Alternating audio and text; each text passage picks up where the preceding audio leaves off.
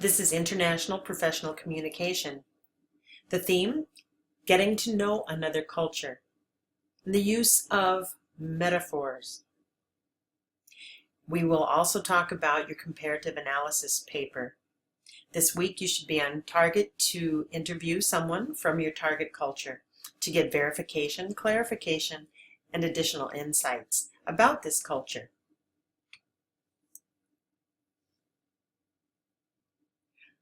You will see on the Canvas site detail about what to read and discuss, and a specific exercise to begin using the Google Cardboard device that you've purchased, and work due.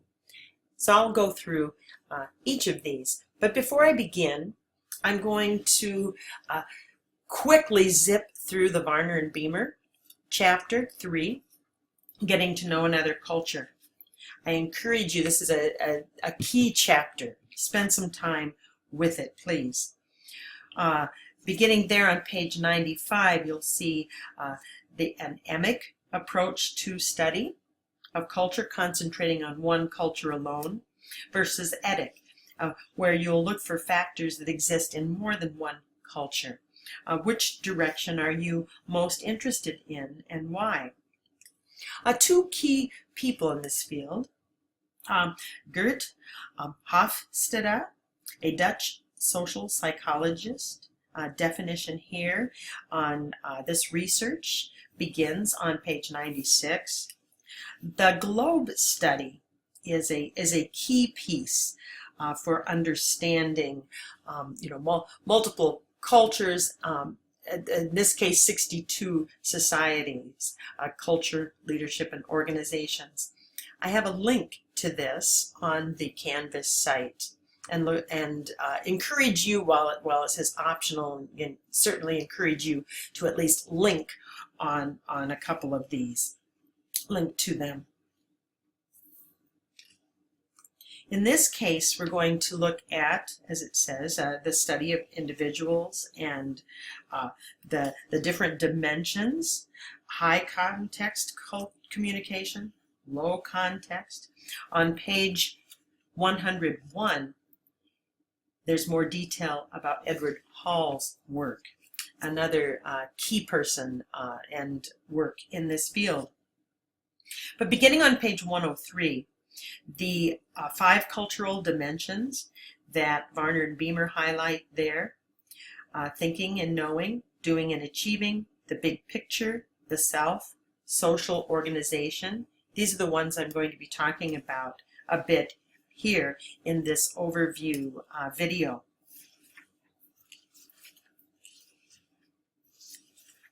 And those continue quite a ways through this chapter. Well, I don't discuss it here. Beginning on page 120 and on, are divine powers or humans at the center of events? I think Varner and Beamer do a really nice job of highlighting the key tenets of Hinduism, Buddhism, Judaism, Christianity, Islam, and other religions. Obviously, there are many more, but I think they do a very nice job here.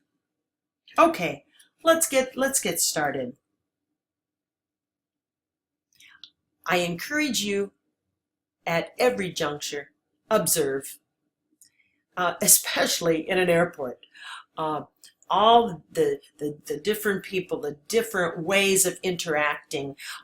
We will have a week on nonverbal communication, but I just find this depiction here to be pretty good. There are any number of visuals if you Google cross-cultural communication, international professional communication. In this particular case, think about what you look for, what you identify on the outside, okay? The different symbols. So as you're doing this comparative analysis paper, these are different ways you can start to look at and compare cultures. What are the symbols? Who are the heroes for that culture, that target culture? What are the rituals in it? How do people greet when you think of this, this depiction again? And core, what are the values?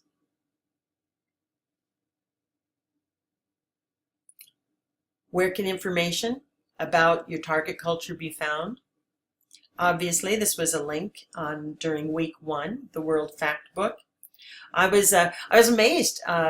Several of you have used it. I've used it a great deal already. The dimensions, the cultural dimensions from Varner and Beamer. First, thinking and knowing. These are the key questions to ask as part of your comparative analysis paper. In this case, does knowing come from concepts or experience? I took this picture while on a trip to Peru. And Machu Picchu, it was one of those literal mountaintop experiences for me. This was a shaman at the hotel, and he was leading us in a service and blessing us. Now, notice his son.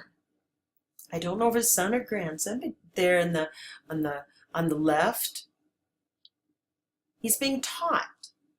So does knowing come from concepts or experience? Does learning come from asking questions or mastering? How do people reason?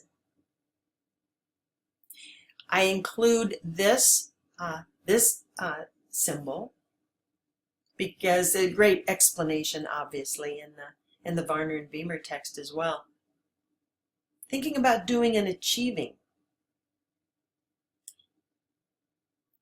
Are tasks done sequentially or simultaneously? Is it about results or relationships?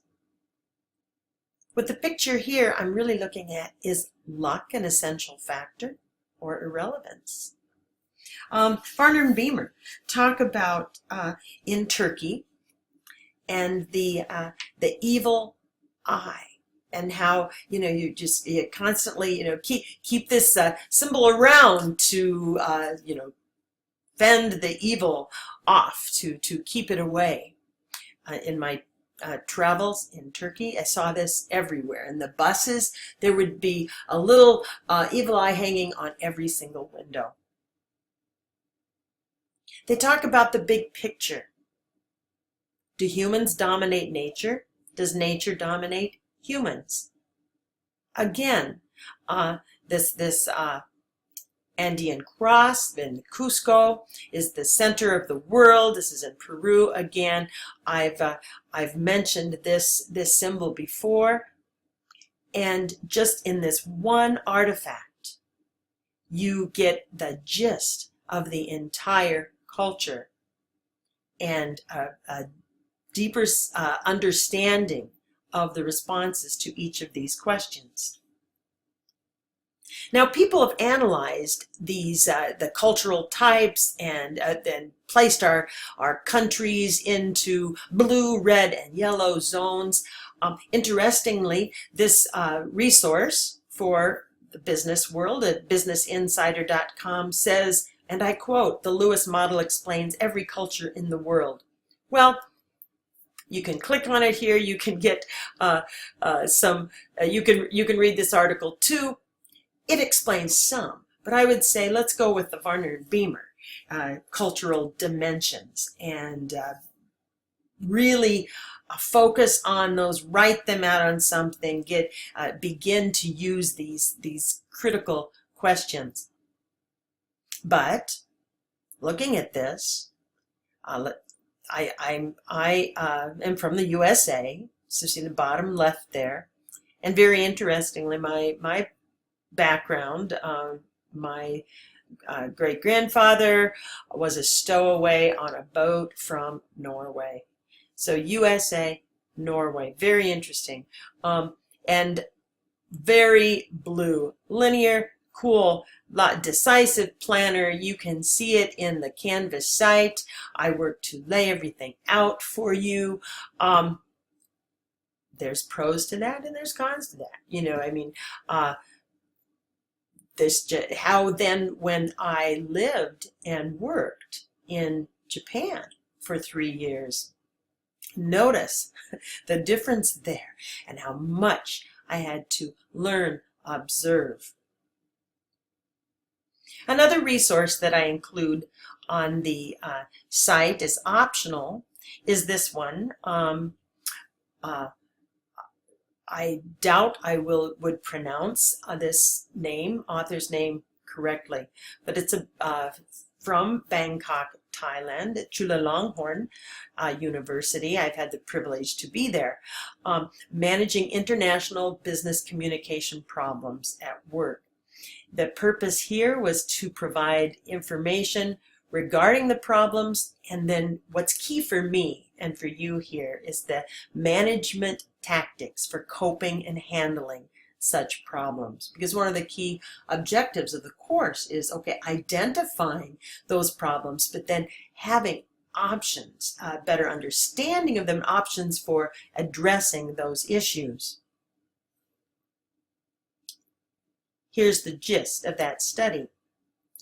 A study on how a new cultural norm and value system in international business settings can be developed and managed into appropriate work-related communication behaviors without creating intercultural resentment among partners. Okay, so the research had 14 in-depth interviews with people from these countries. You can see the ages. 13 were male, the 1 female was Japanese. The questions asked and the problems that they found related to a mentality, accountability, task assignments, management, language, personal work relationships. Again, yes, this study conducted in Thailand. Hey, I bet many of us can apply it to our work right here as well. But note the guidelines for the expatriates as well as the local Thai employees. So think about your own work, the multiple cultures, the guidelines that you would develop, the guidelines that you are developing as part of taking this course. Now here I reference Victoria Robertson. She took this course a couple of years ago, and I quote just these 2 short pieces from her comparative analysis paper. And I have included, I think 5 or 6 examples of comparative analysis papers on the assignment Canvas site. Now, Victoria had the privilege of living in Thailand for a large portion of those 3 years. She volunteered with different organizations that worked on various capacities to help children who are at risk to human trafficking. And she obviously keyed in then on this study and says that in this study between Thais and expatriates working, reminds professionals involved in this that a list of do's and don'ts of cultural practice is not enough to compensate for ethnocentrism. While this reality is true and applied to any country chosen for analysis and comparison with one's own culture, it still bears mentioning that the basis of good IPC, International Professional Communication, begins with valuing the people of the country you are working with. I found this to be the starting point for beginning to develop better IPC skills. I encountered some expatriates who held on to the notion that the American way of doing things was better, rather than understanding, embracing, and appreciating that we have unique cultures that construct our paradigms, practices, and interactions. Thank you, Victoria. I look forward to each of your comparative analysis papers and the insights that you gain from the interviews and from digging into another culture and identifying a metaphor as a means to better understand that culture. So how will you get to know it? Google Communities, you can check in there. Obviously, you're going to talk to people. You read fiction or poetry or anything from that culture. Someone said once, watch TV commercials from that culture. Yes, I agree. There are many ways, but be sure to document your resources. Be sure to read this chapter. It's critical to this assignment, understanding cultural metaphors. Because many times people will say, well, what's that metaphor, and so on. And it's interesting, especially working with international students or anyone from other cultures working with U.S. business. I say, work to understand football. All the references to the game, offense, defense. It is a critical cultural metaphor for the U.S. What country have you chosen? What metaphor? Please share those on the Google Doc, that link. Here are some more questions from that same chapter. So you have many questions you could delve into here. Obviously, don't address all of them, but choose the ones that are most critical to your developing a deeper understanding of that target culture. And this is an article that people have found to be pretty fun because, again, it's looking at a metaphor cross-culturally, and in this case, Ukraine and American beer commercials. I've had the privilege of working in the Ukraine. Couldn't agree more. This is a great piece. Now, an international student, Chong-Soo Lee, you'll see in his comparative analysis paper the metaphors of silos, and he then contrasted that, our silo independent thinking, with the company collectivist high context culture in his work in South Korea. And Margaret Meyer, this tiny little visual here of the truck. If you read her paper, you'll understand how she used that as the metaphor for understanding her target culture. Last piece here, the exercise, the Google Cardboard device. Think about it. We're in a class where there's so much text. It's text heavy. How do we immerse ourselves into other cultures? Yes, you can read about them. You can see pictures. Imperative, obviously, for the interview and talking with people. But I'm very interested in your response to immersing into 360 videos and these virtual reality renditions, recordings, and how do they help you better see the cultural dimensions that Varner and Beamer outline for us. Link on these sites, follow the instructions there. There are any number of 360 degree and VR videos that you can watch from YouTube. I just work to give you some starting links. Please, as I say in the exercise, please share the URLs and your thoughts regarding cultural dimensions highlighted in these videos. Again, the place to discuss and talk about these is the course forum. The more URLs you can share or upload videos as well, that's excellent. We've already talked quite a bit about this comparative analysis paper. I will create a very short video on this specific assignment as well. Thanks.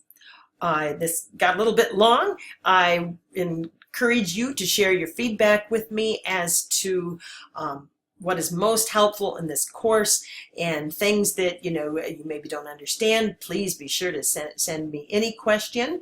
I look forward to our visits.